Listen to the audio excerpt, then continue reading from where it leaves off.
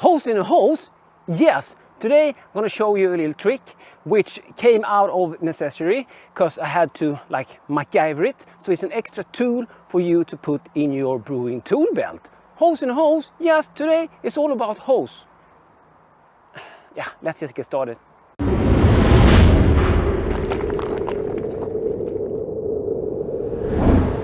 I'm Dr. Hans, this is Dr. Hans Brewery, my channel about beer and home brewing. Yes!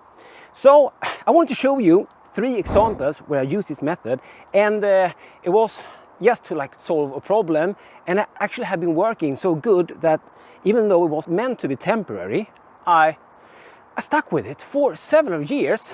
So let's get started. Hose in a hose, number 1.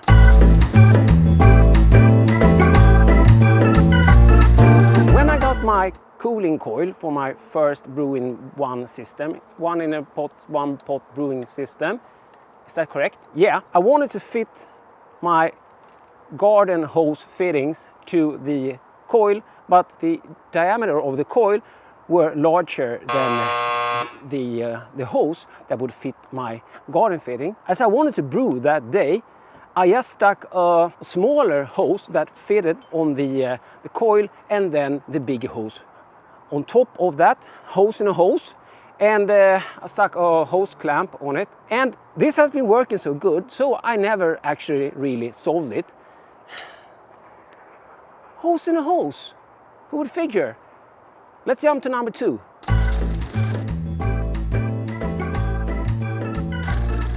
Hose in a hose, number 2. I picked up this oxygen regulator, and it has a tiny little mount there, and that was gonna feed into this oxygen stone, so that wouldn't work. So it's basically the same thing, but with another advantage here.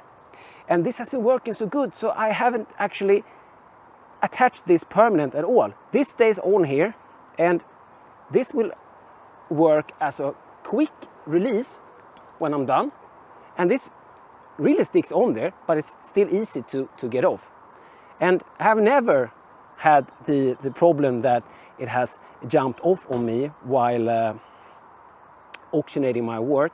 This side is of course a little trickier, but yeah. If you have this strange of a small child, ask your mom with help doing this, yeah? So, quick release, because I like to like boil this, and I wouldn't like boil this one. Let's jump to hose in a hose, number 3.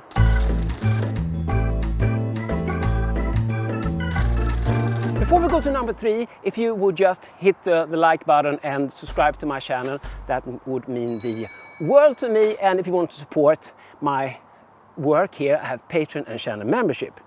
With that said, hose in a hose, number 3. I don't have the stuff here, so you have to imagine this, but I will try to show you as good as I can. With my first brewing system, I got a silicone hose for the pump. The pump I later switched out for a better one. The problem was when that flimsy silicone hose got warm from the wort, it used to like bend itself over itself.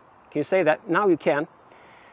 So the easiest way to support that was to cut a little bigger hose, of course not silicone, maybe about 10 centimeters, and for you American guys, that's about that long, just like your...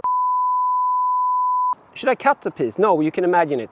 So from the pump, and then we had 10 centimeters, just like that, so it would support it. And if I would have needed, I could have used a longer support pipe also, but it actually solved it. But if you have a problem with that, hose in a hose.